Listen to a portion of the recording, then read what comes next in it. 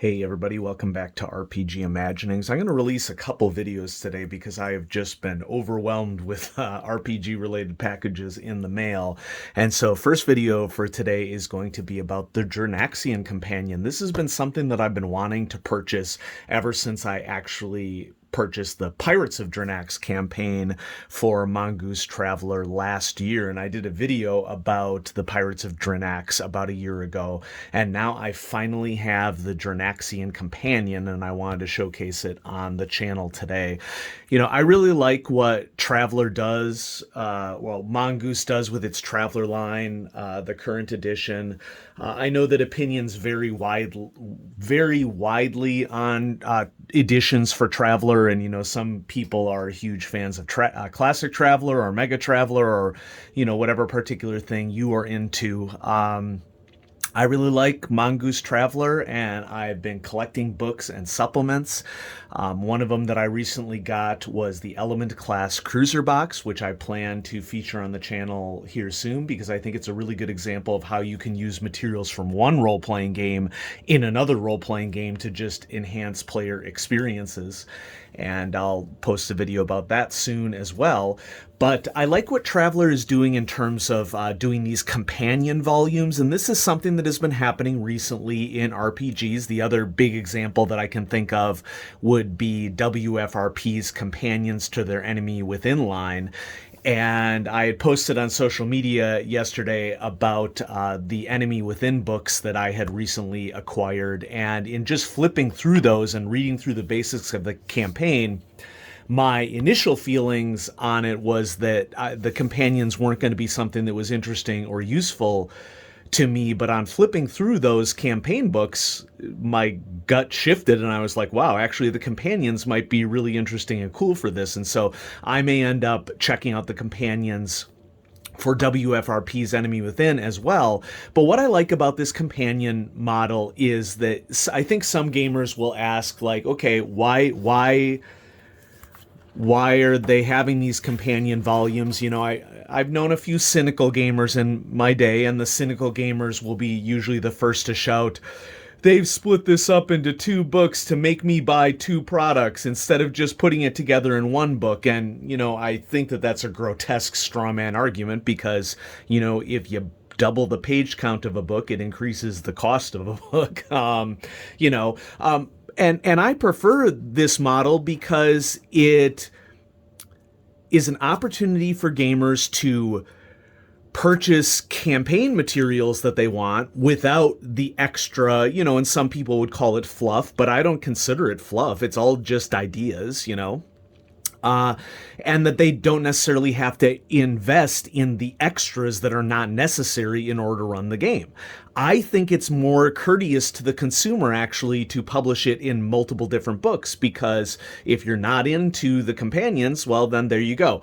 So the Drinaxian companion is all about adding some additional details and richness to the Pirates of Drenax campaign, and I'll just do like a little flip through of some of the segments of the book. I'm not going to flip through the whole thing, but one thing that I like about what Mongoose does with a lot of their supplements is that many of their supplements have some key conceptual rule sets that maybe you don't get in one version of the product that you can basically add to your toolbox when you buy additional supplements.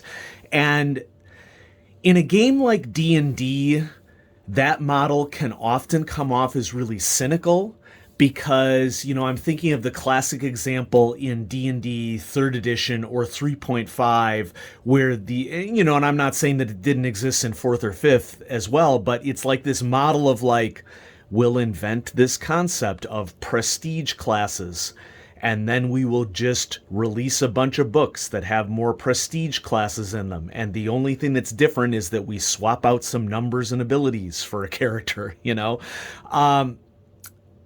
Traveler does it in a different way, and the new materials that you get in different books in Traveler, my gut instinct it is very much, we are going to introduce a whole new concept that has a lot of utility in any role-playing game, and it wouldn't just be useful for you in Traveler.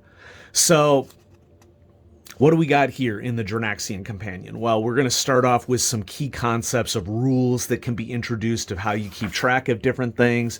An overview of the campaign as a whole. Now, Pirates of Drenax is potentially a huge campaign, and given its sandboxy nature, I think an overall summary of what goes on in the Pirates of Drenax is a really useful thing to have.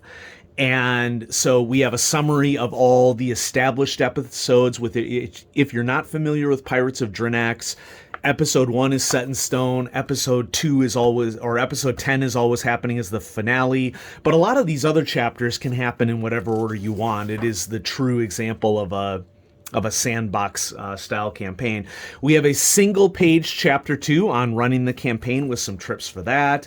How to build an empire. This is an example of something that I really love reading about simply because I'm really interested in, from a science fiction standpoint, this concept of running the logistics of like a large navy or a large mercenary or raiding party. And so to have information about how you might run with assets, how you might court different factions and world governments, and how that might influence the costs, how alignment might work between different factions. That's stuff that I'm just generally interested in reading about, just because I'm interested in it from a raw intellectual standpoint. It's not even related to Traveller. Then we have a series of chapters that are all about different clusters and different worlds within those clusters, and suggestions on how systems are connected to other systems and how this might influence what players choose. And so as I skip ahead here, there's this don't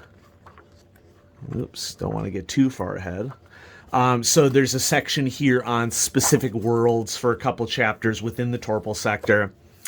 Then there's a section devoted solely to the ship that King Oleb gets the PCs in the Travelers in basically the first or second episode of Pirates of Drenax. And this isn't your typical, it's like, here, take a ship, do this stuff. It's like he's given him a ship that has like a lot of perks, but also a ship that has a lot of cons. And, one of the chiefest ones here is that the power capacity of the ship is not enough to run all the ship systems. And one of the coolest things that I saw while I was reading through this is, as we sort of skip ahead to damage and defects of the Harrier, is that he basically gives them a set of things that would be nice to do on the ship. And I'm not exactly sure how this factors into the campaign, if it's like part of them paying off their debt or or what it is, but there's this nice little handout that has been added to the Drenaxian Companion that helps players to keep track of what they've done on particular ship systems and what they still need to do. Then we have a section on crew of the ship, some general information about commerce rating, and some issues associated with piracy. That piracy isn't just all positive stuff, and there are things that you have to be aware of. Some operational considerations of running a raiding group and building a base, and there's specific rules about building a base. And I really like this because it's all, has like segmentations of like what you would add. Then, this is a tutorial encounter, first prize. So you get an adventure in this. That's chapter 18. Oops, looks like I skipped ahead a little bit because we went from chapter 18. Somehow I skipped over chapter 19. Some adventure seeds for the sector, Sindal. Chapter 20 then, Gods of Marduk. Another scenario that can be inserted into the campaign. Friends in Dry Places. And we get some additional vehicles in there. Lions of Thebes, because this borders Aslan territory. And, Aslan are a species that I really want to learn more about for Traveller. I got to read up on those. Liberty Port. And some ship encounters as well. And I think that these are basically just examples of pirates that they might encounter, and ships that they have available. The Red Adder, the Blank Slate, the Nose for Gold, Meldas Bama, Theta Ken, Starlight Voyager, the Trojan Ranger. So this is pretty cool. And it rates each of them according to what the pirate hunter's response would be, what sort of cargo might be encountered on it, quirks and complications. So these are all basically just one sheets that are like mini encounters that you can put in, because a lot of the campaign is they need to make money, they need to figure out how to set up this base, and so these are all just cool encounters that you could have. And I mean, this is not the only resource for this campaign, I should mention.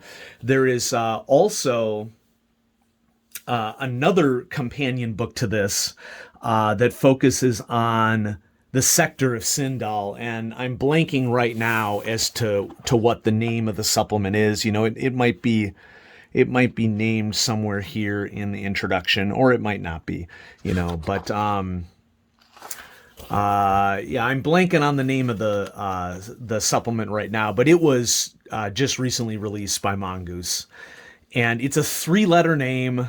Sindal is in the title, You know what? There might be an advertisement for it here at the end, and so we'll probably turn the page. So, lots of different base components and new weapons, stuff like that. Starship identification guides, Starships of the Reach, which the extra starship stuff is the technical stats for it aren't as interesting to me. But, I respect the fact that they want to diversify their products and give a little bit of something to everybody, no matter what your interests are. And, it's just fun to look at the art, too. And then, this is fun. Some key personalities, factions, NPCs that exist within the Drenaxian campaign or within the sector. And character sheet, asset networks, and I remember Shadows over Sindal is a 3-adventure companion volume that you can add to this, and I probably would not purchase that one because I think that Pirates of Drenax and the Drenaxian companion is plenty for me, but this is a great product. This never translates well in pictures, but you have like this lovely gold leaf on the cover, and it has this really interesting texture on the cover of the book. Here's what the back of the book looks like. The Drenaxian Companion is an expansion to both the Trojan Reach and the Pirates of Drenax campaign, and useful for any and all pirate-based adventures in Traveler. This volume presents additional rules and adventure possibilities, along with a useful summary of the Pirates of Drenax campaign and locations featured within. New aspects of the Trojan Reach sector are explored with the Central Supply Catalog and Highguard editions that cover the Sindalian Empire, base building, new starships such as the Rorik's command vessel, Cestian strike boat, and the ECITS modular system that permits the quick and easy customization of a standard vessel to accommodate a massive range of functions. And then there's a list here, if you want to pause the video. But I'm definitely glad that I picked this up. I think it's going to be useful reading, especially with like the base building stuff for other role-playing games. I'm always on the lookout for just ideas to transfer between different games and different supplements. It just can enrich, anything that we do as game masters. And so thanks everybody for watching. I hope you enjoyed this little overview of the Drenaxian companion for Traveler. And I'm going to be releasing another video today, just FYI, because I got a hugely anticipated Call of Cthulhu Kickstarter in. And I will see you all in the next video. Thanks for watching. Have a great day.